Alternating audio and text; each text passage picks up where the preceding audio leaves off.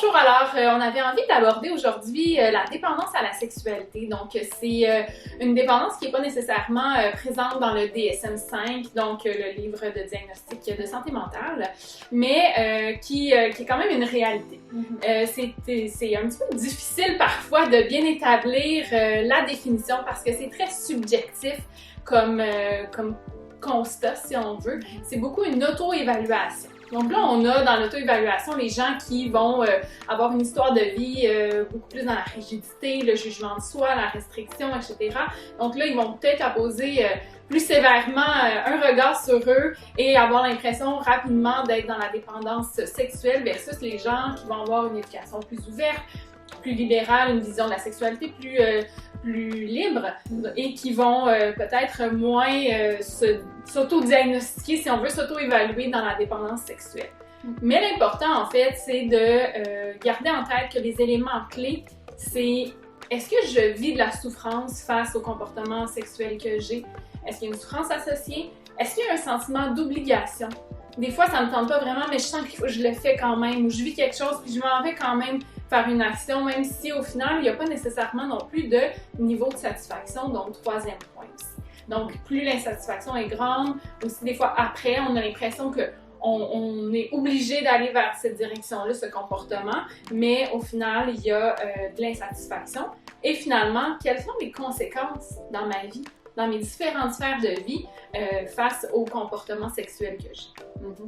Oui, parce que dans le fond, ce qu'il faut comprendre, c'est qu'il y a diverses causes à la dépendance sexuelle et ces comportements sexuels sont dans une sphère qu'on appelle plus défensive que complétive. Donc, c'est-à-dire la sphère complétive, c'est je suis à la recherche du plaisir, je suis à la recherche d'une connexion peut-être avec mon ou ma partenaire. Donc, c'est du sexuel pour du sexuel et de la connexion, tandis que défensif, en fait, c'est une fonction qui vient masquer autre chose. Donc, c'est souvent en fait une fuite quand on est dans la dépendance sexuelle. C'est une fuite pour se réparer ou masquer quelque chose.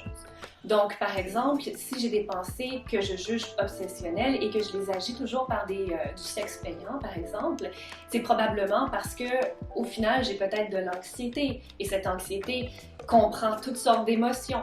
Qu'est-ce que je tente de fuir? Probablement différentes choses. Ça peut être un sentiment d'inadéquation, de ne pas être suffisamment masculin ou féminin. Ça peut être aussi juste comme j'ai plein de stress ou plein de choses que je n'arrive pas premièrement à identifier correctement et à réguler d'une façon plus saine. Donc, je prends fuite dans cette sphère qui est une sexualité dite défensive. Donc, il y a aussi parfois des conséquences. Par exemple, si j'avais été abusée sexuellement, peut-être que je vais avoir cette compulsion ou cet aspect plus dépendant.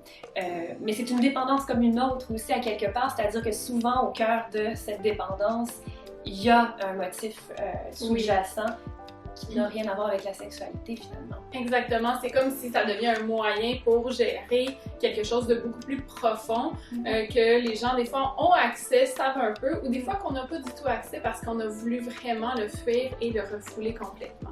Donc là, l'idée c'est de dire, ok, la dépendance c'est comme un peu un symptôme de quelque chose d'autre où là j'ai à aller traiter ce qui se passe vraiment en dessous. La dépendance sexuelle, est-ce que c'est simplement regarder de la pornographie? Non, c'est ça. On en a déjà parlé d'ailleurs. Vous pouvez regarder notre vidéo sur le sujet. Mais quand on parle de dépendance sexuelle, on parle par exemple des salons de massage, on parle des danseurs, danseuses, on parle des webcams, on parle d'aller sur Tinder à compulsion. Il est 2-3 heures du matin, il faut absolument que j'aie une relation sexuelle. Ouais. Donc c'est tout cet aspect d'aller chercher quelque chose dans la sexualité le plus rapidement possible ou de manière incontrôlée.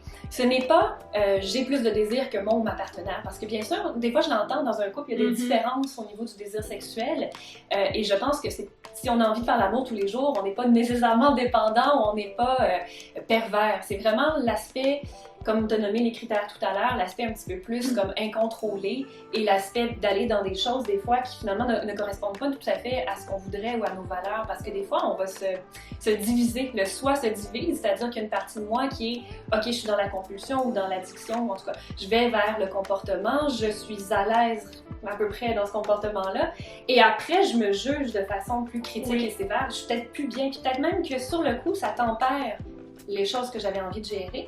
Puis après, ça les ramène au niveau de la surface, puis on sent encore moins bien. Exactement. Donc, ça devient vraiment comme le moyen premier pour gérer beaucoup de choses comme on vient de le mentionner. Et donc, un des éléments importants, c'est de voir, OK, est-ce que je peux commencer à m'outiller pour trouver d'autres moyens?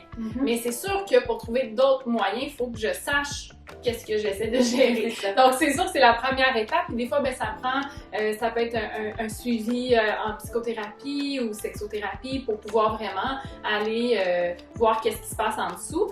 Et aussi, un élément important, je pense que je l'ai nommé tantôt, mais il y a une perte de plaisir aussi qui vient dans ça, où ce sentiment-là qu'à un certain moment, je le fais, mais je retire plus grand-chose. Donc, ce que tu as nommé la sexualité complétive, de garder la sexualité, le plaisir dans la sexualité, ben en fait, ça c'est un élément important aussi, de dire, ben est-ce que je peux tenter d'utiliser la sexualité seulement pour des moments où j'en ressens le plaisir pour augmenter le niveau de satisfaction et donc utiliser d'autres moyens éventuellement pour gérer les autres éléments émotionnels et psychologiques qui sont sous-jacents.